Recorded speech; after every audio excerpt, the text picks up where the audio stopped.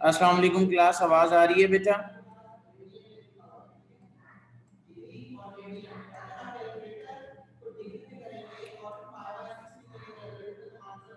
हाँ जी, क्या हाल हवाल है? ठीक ठाक हैं सब लोग? किसी को स्क्रीन शो हो रही है? स्क्रीन शेयर कर दी मैंने, ठीक है। किसी को किसी चीज़ का प्रॉब्लम तो नहीं?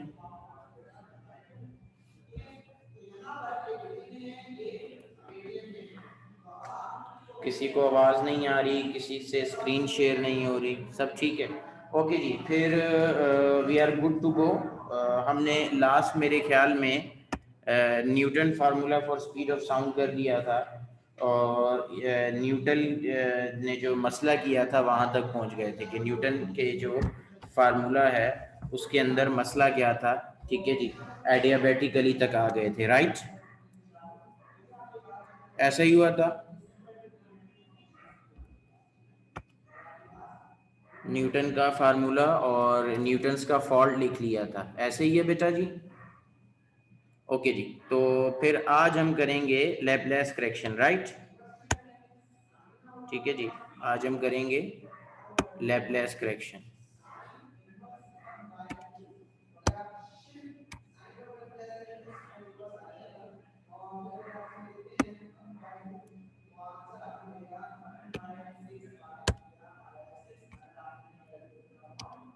ओके जी,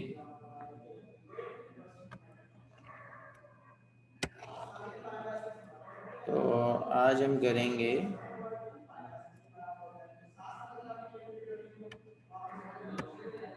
लैपलेस करेक्शन। हेडिंग आ जाएगी हमारी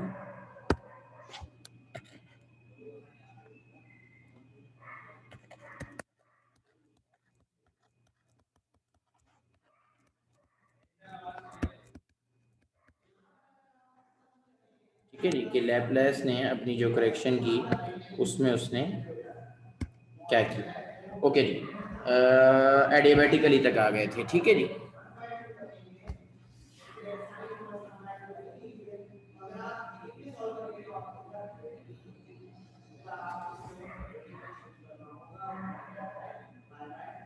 ओके, डिक्टेट कराऊं? तुम कहाँ चला गया? Okay, the above correction was made by Laplace and for such a case the bulk modulus gas is gamma है, ये जो साइन है, ठीक है जी, दैट इज गैमा साइन, ठीक है जी। Gamma times the pressure of gas.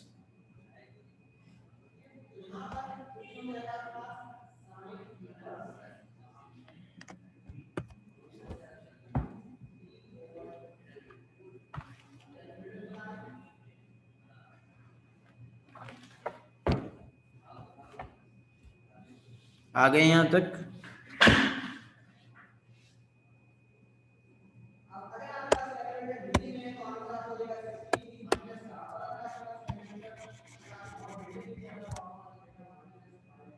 जी बेटा, यहाँ तक आ गए?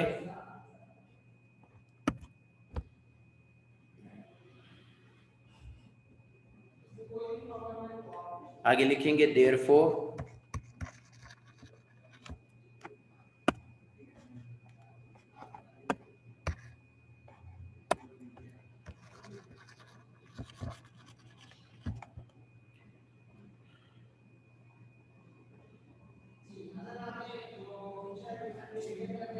इससे पहले इक्वेशन 1 की है ना ये इस इक्वेशन का क्या नाम था? इसके क्या नंबर था इस वाली इक्वेशन का? नंबर 1 थी। वाइस ये इक्वेशन नंबर 1 है। या प्रेशर वाली इक्वेशन नंबर 1 है?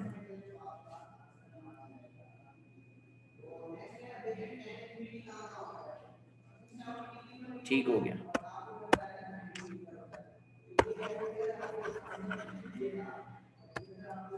Therefore, the speed of sound is given as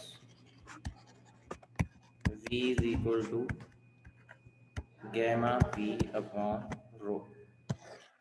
ठीक है जी, where gamma equal to cp upon cv,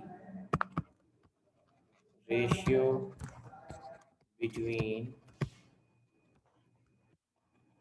molar specific heat at constant pressure to molar specific heat at constant volume। यहाँ तक आ जाए बेटा।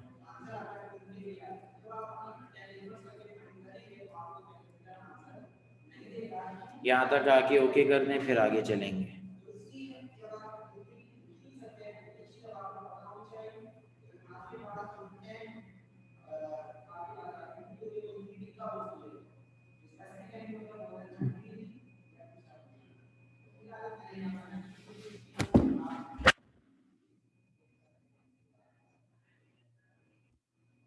यहाँ तक आ जाएं और ओके कर दें, फिर आगे चलेंगे बेटा।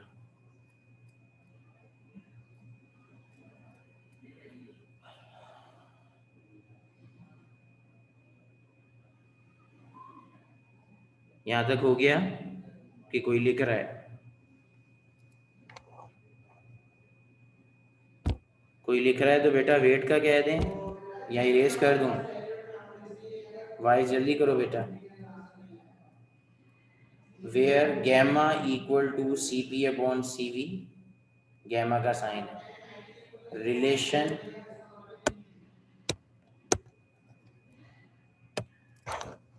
Ratio between molar specific heat at constant pressure to molar specific heat at constant volume।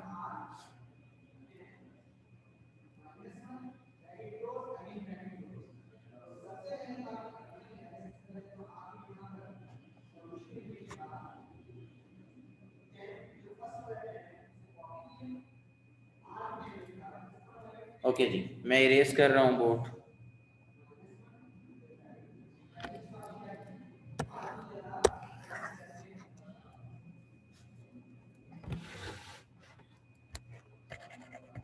Now, according to general gas equation, PV equal to nRT and small n equal to capital M divided by small n। लिख दिया मेरे ख्याल में। small n upon given mass divided by molecular mass। Therefore, PV is equal to m RT। ठीक है जी। तो हमने यहाँ से वैल्यू निकालनी है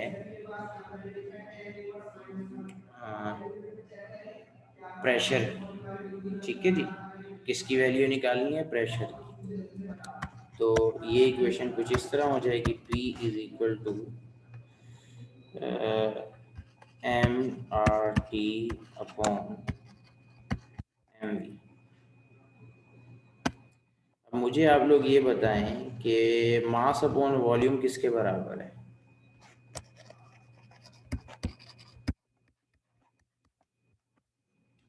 शाबाश।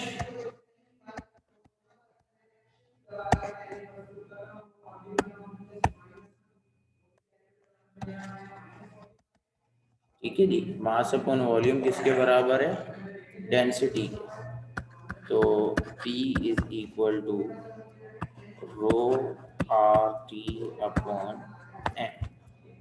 अब ये प्रेशर की जो वैल्यू है ये हम पुट कर देंगे इक्वेशन नंबर 2 में।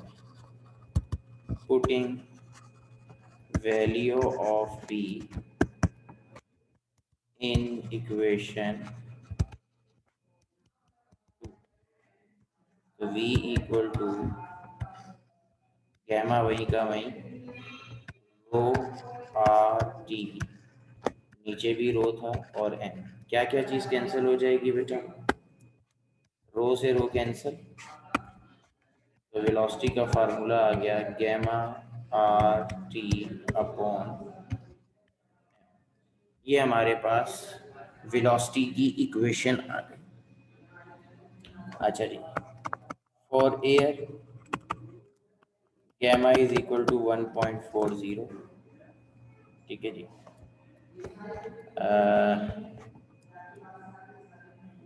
देन स्पीड साउंड एंड, एक सेकेंड इसको सही करते हैं थोड़ा सा। For speed of sound in air 0 degree centigrade putting, ठीक है जी, gamma equal to 1.40। It's a ratio, तो इसका कोई यूनिट नहीं होता। R equal to 8.314 joule. अबे क्या हो रहा है यार ये आज?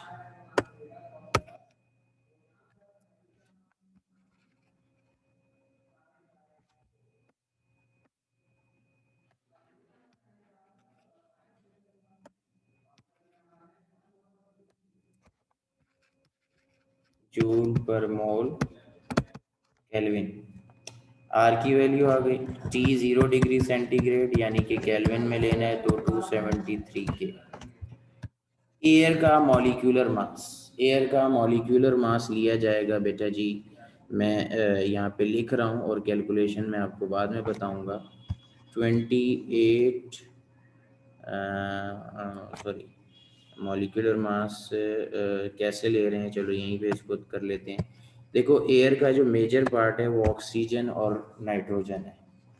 नाइट्रोजन तकरीबन 79% है एयर के अंदर और ऑक्सीजन तकरीबन 21% है। तो हम राउंड ऑफ करते हैं, ठीक है जी। 80% हम लेंगे नाइट्रोजन प्लस 20% लेंगे हम ऑक्सीजन, और ये मास कितना बनेगा? 80% नाइट्रोजन का मास लो तो 80/100 मल्टीप्लाई बाय 28 नाइट्रोजन के लिए, और 20/100 मल्टीप्लाई बाय 16, नहीं 32 हो जाएगा, सॉरी, सही है जी, ऑक्सीजन के लिए। तो ये कितना हो जाएगा हमारे पास?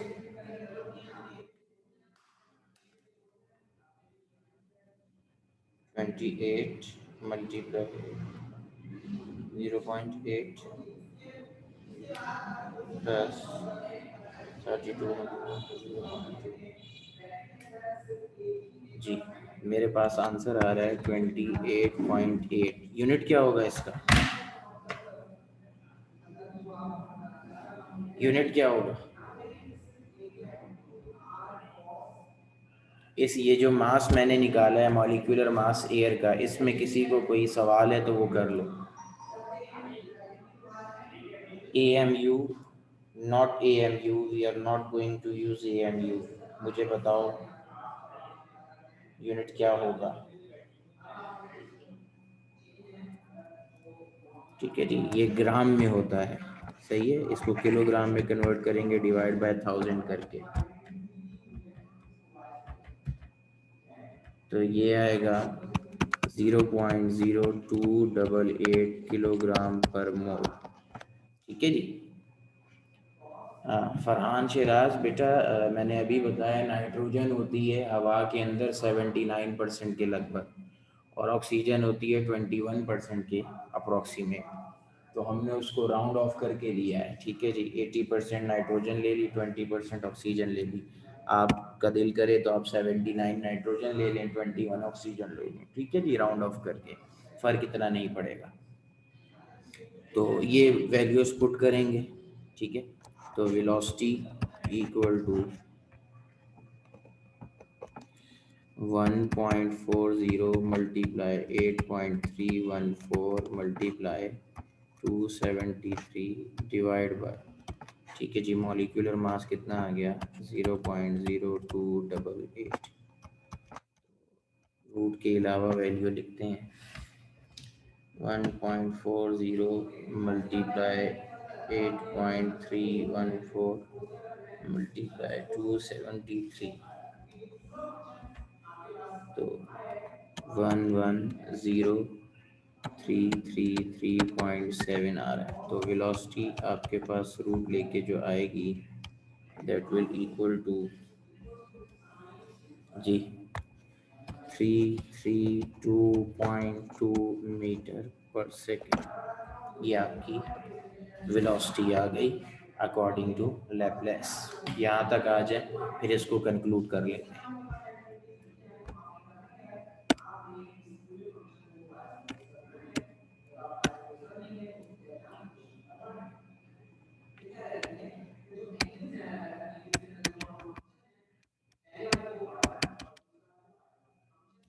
यहाँ तक कॉपी कर लें, किसी का कोई सवाल है तो वो कर लें।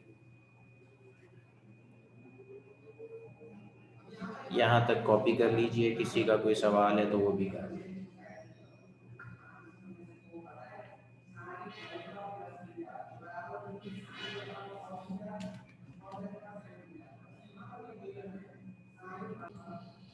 ट्वेंटी 28 जो है वो ऑक्सीजन का नाइट्रोजन का मास है, और 32 जो है वो ऑक्सीजन का मास है, मॉलिक्यूलर मास, ठीक है। आगे लिखें the above value of speed of sound in air the above value of speed of sound in air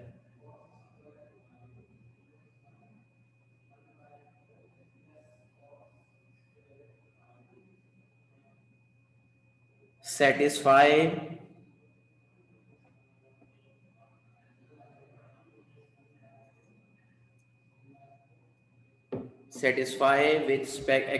with experimental value. The above value of speed of sound in air satisfies with experimental value. मैं repeat कर रहा हूँ, the above value of speed of sound in air satisfies with experimental value. Hence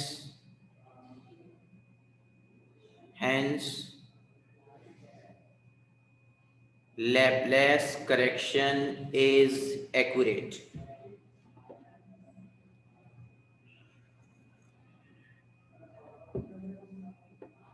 Hence Laplace correction is accurate. Hence Laplace correction is accurate. लिख लिया यहाँ तक?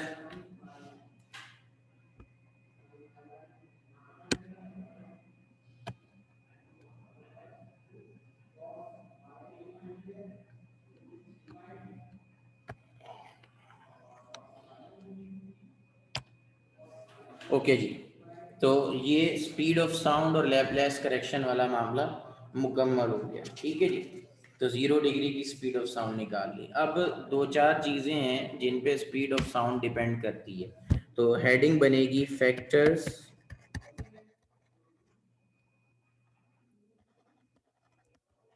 which affect speed of sound. ठीक है जी, वो फैक्टर जो स्पीड ऑफ साउंड को effect करते हैं।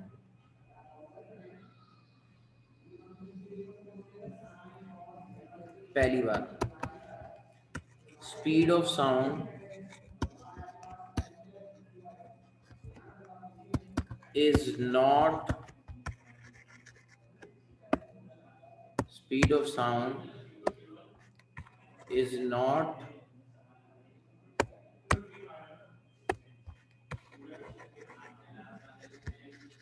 affected by pressure of gas। ठीक है जी, प्रेशर कम ज़्यादा होने से स्पीड ऑफ साउंड पे कोई इफेक्ट नहीं पड़ता। ठीक है जी, प्रेशर कम या ज़्यादा होने से स्पीड ऑफ साउंड के ऊपर कोई इफेक्ट नहीं पड़ता।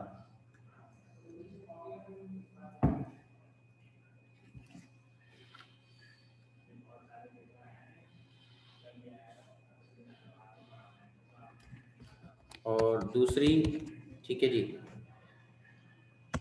Speed of sound is affected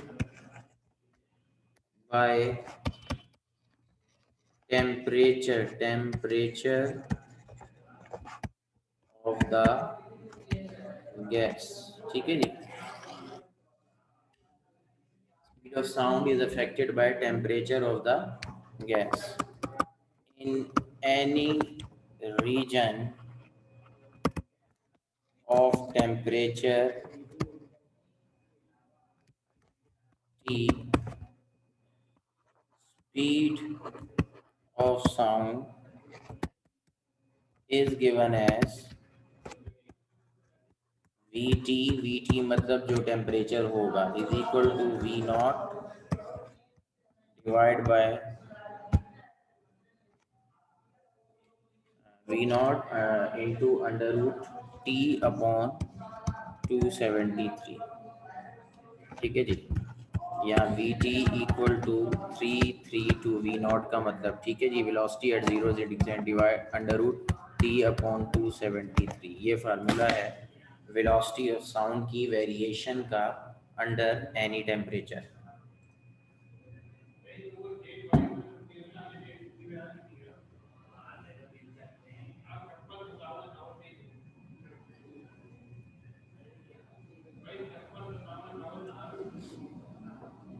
यहाँ तक आ जाएं तो मुझे बता दें, फिर न्यूमेरिकल करेंगे।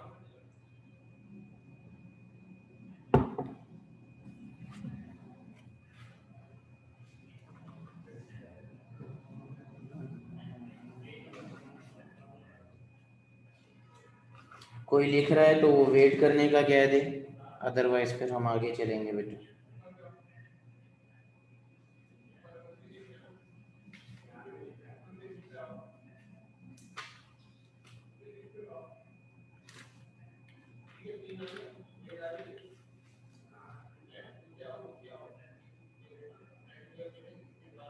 वाइज पूछ, असल में इससे न्यूमेरिकल होगा, ये जो फार्मूला हमने निकाला है ना, इससे न्यूमेरिकल होगा सॉल्व, तो मे बी वो पूछ भी ले।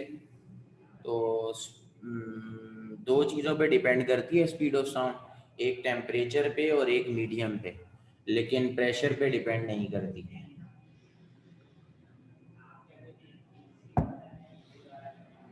ठीक है जी, मीडियम पे स्पीड ऑफ साउंड डिपेंड करती है, और सबसे ज़्यादा जो स्पीड ऑफ साउंड है वो सॉलिड्स में होती है। ठीक है, सबसे ज़्यादा स्पीड ऑफ साउंड जो होती है वो सॉलिड्स में होती है, उसके बाद लिक्विड में और फिर गैसेस में।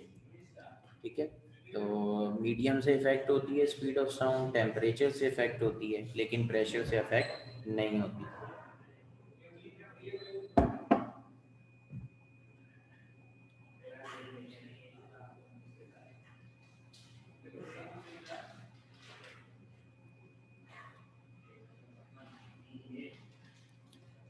जवेरिया बेटा हो गया, जिन्होंने लिख लिया है वो न्यूमेरिकल नंबर 5 कॉपी करें, page number 283।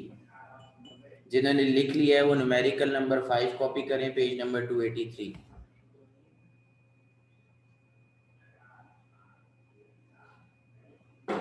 Numerical number 5 page number 283। सबने लिख लिया है? सब बच्चों ने लिख लिया कि कोई लिख रहा है? मैं इरेज कर रहा हूँ इसको। ओके जी, क्वेश्चन नंबर 5 सिंपल सा सवाल है, page number 283।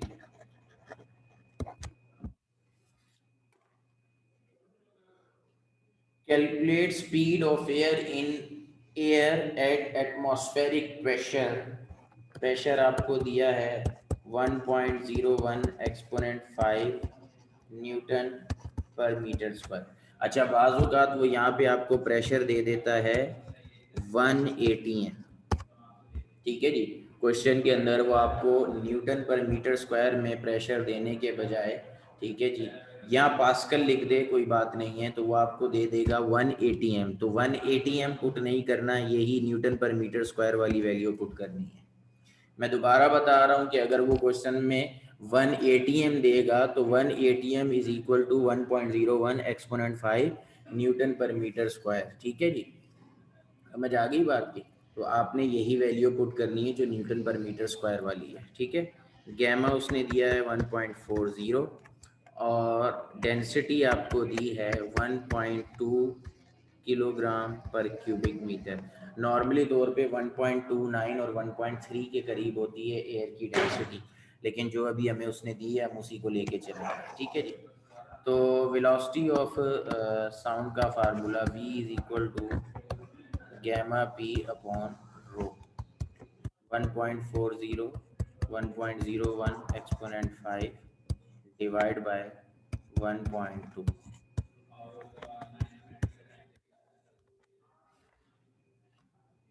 1.4 multiply 1.01 exponent 5 divide by 1.2। तो ये तकरीबन आपके पास आएगा 117833.33। इसका रूट ले लेंगे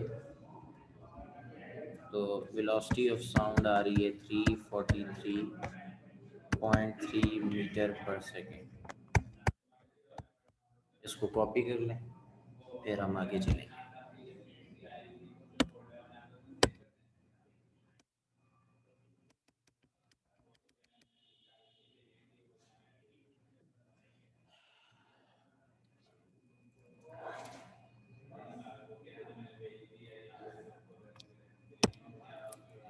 प्रेशर वाली क्या बात बताऊं हमजा?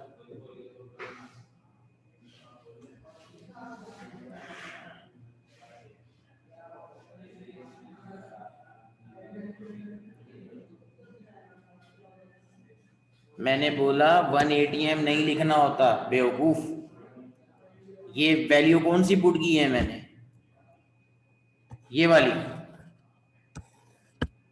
मैंने कहा कि अगर वो 180 एम दे देगा तो 180 M 1.01 exponent 5 newton per metre square के बराबर होती है। हम ये वैल्यू पुट करेंगे। पुट मैंने जो वैल्यू की है वो दिख नहीं रही है तुम्हें, idiot?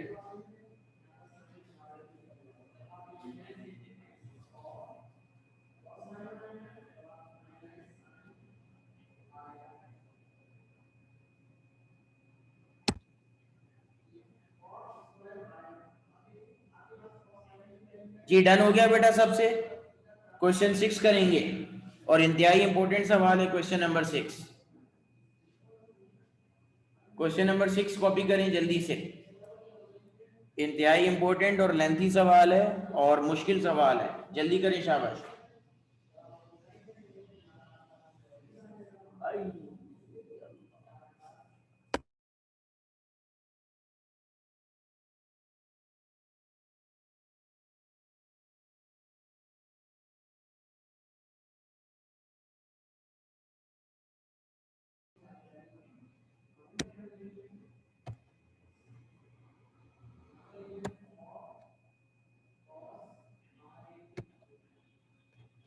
Okay, I am going to solve question number 6.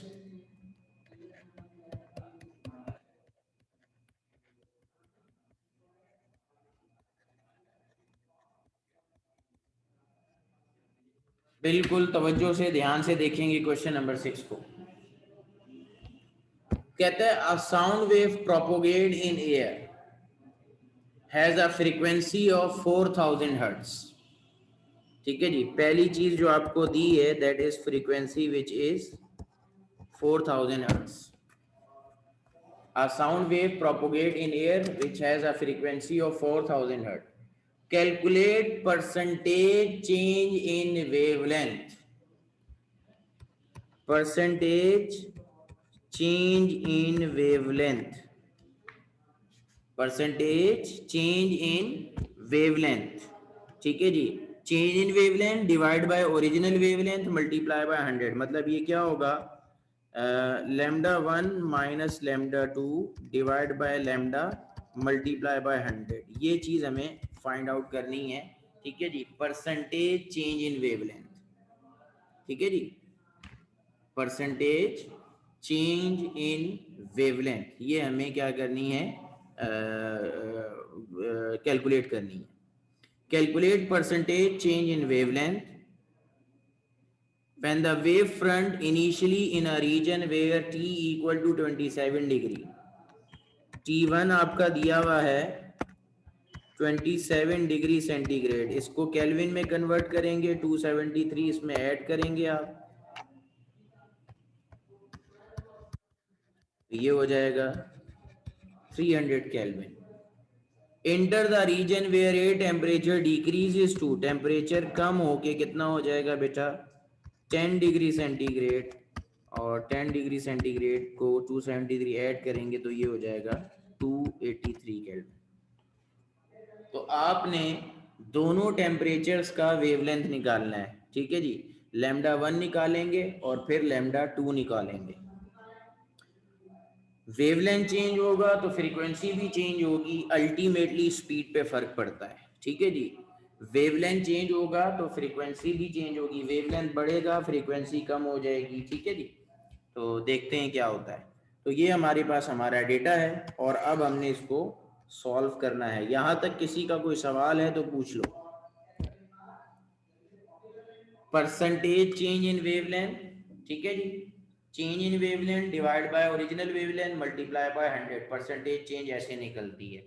दो टेम्परेचर दिए हैं, एक T1 दैट उसका है 27 डिग्री जिसमें 273 ऐड किया तो 300 केल्विन हो गया, और दूसरा टेम्परेचर आपको दिया है 10 डिग्री सेंटीग्रेड जिसमें 273 ऐड किया तो that becomes equal to 283 kelvin. जी किसी का कोई सवाल है तो कर लीजिए, अदरवाइज मैं आगे चलूंगा। फरहान शिराज, वेवलेंथ जो है ये स्केलर क्वांटिटी है, तो जो वेवलेंथ बड़ा होगा उसमें से छोटा माइनस करेंगे, सिंपल इतनी सी बात है। फाइनल और इनिशियल का कॉन्सेप्ट यहाँ पे नहीं है। हर वो क्वांटिटी जो कि स्केलर है उसका चेंज निकालने का तरीकाकार यही होता है कि बड़ी वैल्यू में से छोटी वैल्यू माइनस होती है। ठीक है, ये बेवकूफ़ों वाले तरीके मुझे नहीं आते और ना मैंने सीखे हैं। जी बेटा जी, यहाँ तक किसी का कोई और सवाल तो नहीं है, तो चलें जी हम सॉल्यूशन करते हैं। और पहले निकालते हैं V1 equal to 332 multiply by temperature कितना दिया हुआ है T1 डिवाइड बाय 273। ठीक है जी, तो V1 equal to 332 multiply T1 आपको दिया है 300 डिवाइड बाय 273, तो V1 इक्वल टू 332 मल्टीप्लाई, ठीक है, 300 डिवाइड बाय 273, आंसर का रूट ले के मैं लिखूंगा तो मेरे पास आ रहा है 1.04828, 1.04828, मैं इसको लिखूंगा 1.0483। ठीक है जी, और कैलकुलेटर का पूरा आंसर यूज करके उसको 332 से मल्टीप्लाई करूंगा तो मेरे पास ये आंसर आ रहा है बेटा 348.03 मीटर पर सेकेंड। ठीक है जी, ये मेरे पास V1 आ गया। यहां तक किसी का कोई सवाल है तो बता दो। Similarly V2 equal to 332 multiply T2 upon 273, ठीक है जी। तो V2 इक्वल टू 332, T2 कितना है 283 डिवाइड बाय 273, तो V2 equal to 332 multiply 283 divide by 273।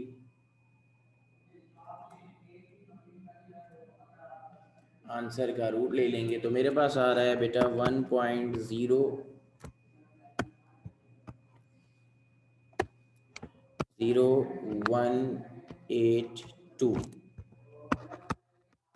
इसको 332 से मल्टीप्लाई करूँगा तो that becomes 338.0203 metre per second. V2 आ गया 338.03 मीटर पर सेकेंड, V1 आ गया 348.03 मीटर पर सेकेंड, ठीक है जी। तो ये दोनों वेलोसिटीज आ गई। अब दोनों वेलोसिटीज से वेवलेंथ निकालूंगा, ठीक है जी। Now V1 equal to F lambda one, frequency दोनों में 4000 आ रही है तो फ्रीक्वेंसी को यूज़ करके वेवलेंथ निकालूंगा। Lambda one equal to V1 upon F,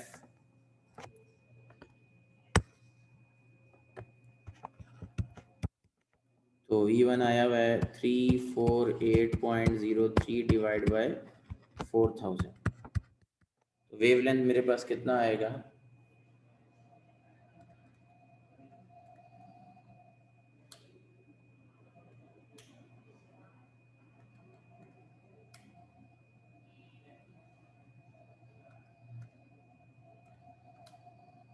0.087 metre, ये वेवलेंथ आ गया लैम्डा वन, ठीक है जी।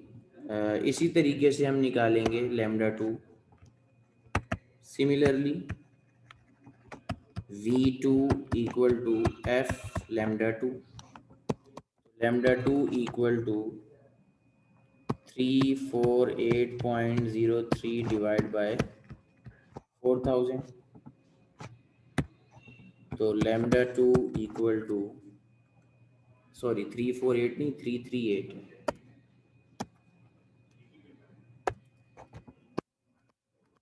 चर्च लगा के बैठे हुए हो तुम लोग। अच्छा जी,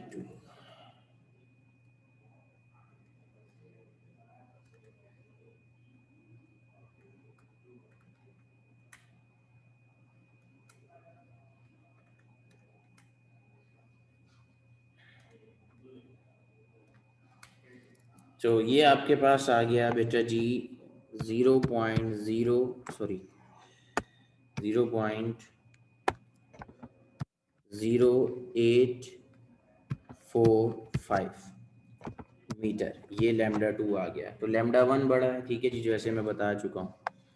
तो percentage change in wavelength is equal to, जो फार्मूला हम ऊपर लिख चुके हैं, किधर गया 0.087, नीचे खुली जगह पे लिख रहा हूँ,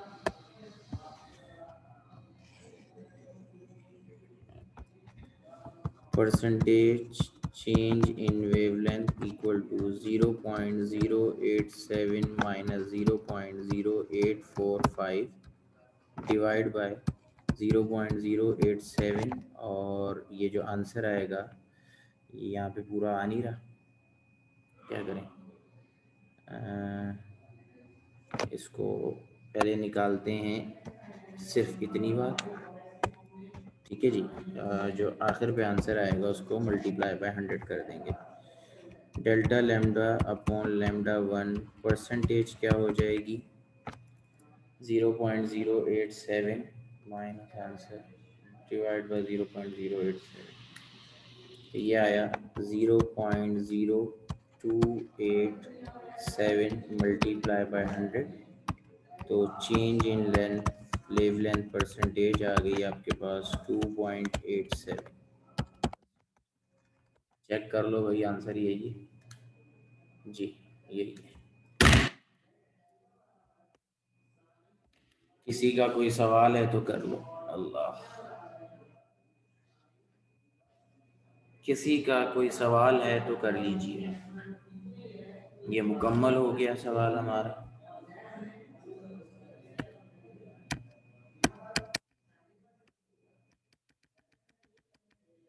ये सवाल हमारा मुकम्मल हो गया, और ये सवाल हमारा मुकम्मल हो गया। तो मैं अब आपको एक क्वेश्चन दे रहा हूँ जो आपने अभी करना है, ठीक है जी। सेम सिनेरियो का क्वेश्चन दे रहा हूँ, ठीक है, ताकि आप लोग कर लें और आपकी ये क्वेश्चन जो है ये मतलब इसमें पक्का हो जाए, ठीक है। क्योंकि इस तरह का सवाल जो है ये मुश्किल सवाल है, और ये पेपर में आ जाए तो आप लोग इसको कर सकेंगे, ठीक है जी। मैं इस तरह का एक और सवाल दे रहा हूँ आपको। मैं इसको क्लियर कर दूँ स्क्रीन अपनी, या कोई लिख रहा है? कोई आदमी लिख रहा है तो वेट करने का बोल दे, तो अदरवाइज मैं आपको होमवर्क के लिए क्वेश्चन दे रहा हूँ।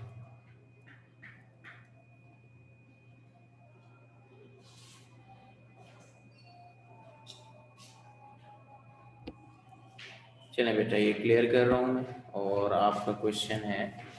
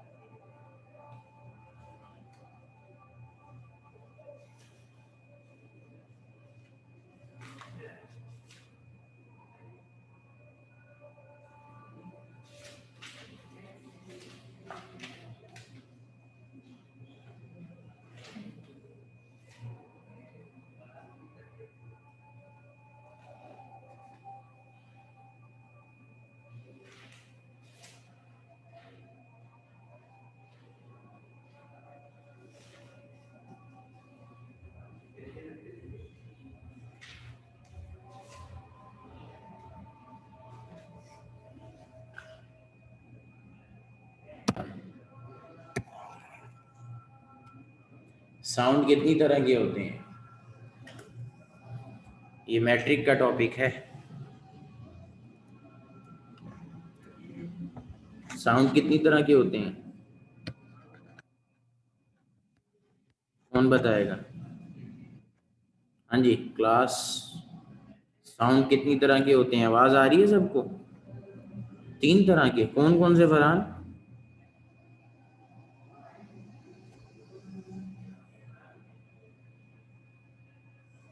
म्यूजिकल साउंड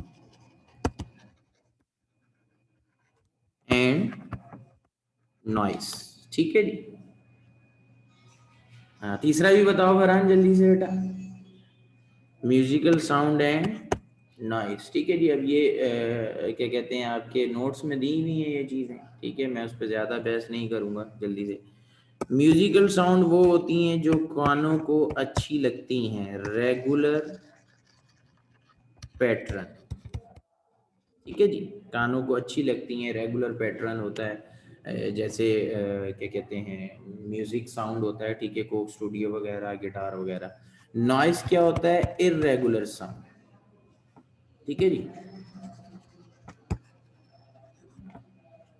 ठीक है, इर म्यूजिकल साउंड, ठीक है, जो कानों को अच्छा लगता है, जैसे कि मेरी आवाज़ है वो कानों को बहुत अच्छी लगती है। और नॉइज इरेगुलर साउंड, जिसका कोई पैटर्न नहीं होता है, जैसे आप लोगों की आवाज़, जो कि कानों को बिल्कुल अच्छी नहीं लगती है, ठीक है जी। म्यूजिकल साउंड में और अच्छी आवाज़ों के अंदर जो मतलब म्यूजिकल इंस्ट्रूमेंट हैं उनका जो साउंड है those are called as those are have regular pattern. बाकी इरेगुलर साउंड के अंदर जनाब डिफरेंट किस्म के साउंड हैं, गधे का साउंड है, ठीक है, और इस तरह करके जिगलिंग ऑफ कीज और डिसेंट टाइप, ठीक है जी। मेन जो हमने इस टॉपिक के अंदर और मज़ीद आगे चलना है वो है करेक्टरिस्टिक्स ऑफ म्यूजिकल साउंड। जी कितनी है करेक्टरिस्टिक्स ऑफ म्यूजिकल साउंड, कितनी है म्यूजिकल साउंड की करेक्टरिस्टिक्स कितनी है भाई, कौन बताएगा? फरहान बताओ कितनी है?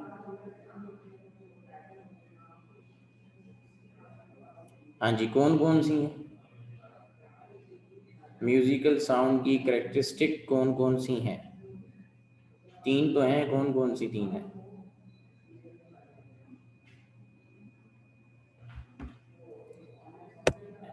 इंटेंसिटी और लाउडनेस एक ही है, क्वालिटी, पिच,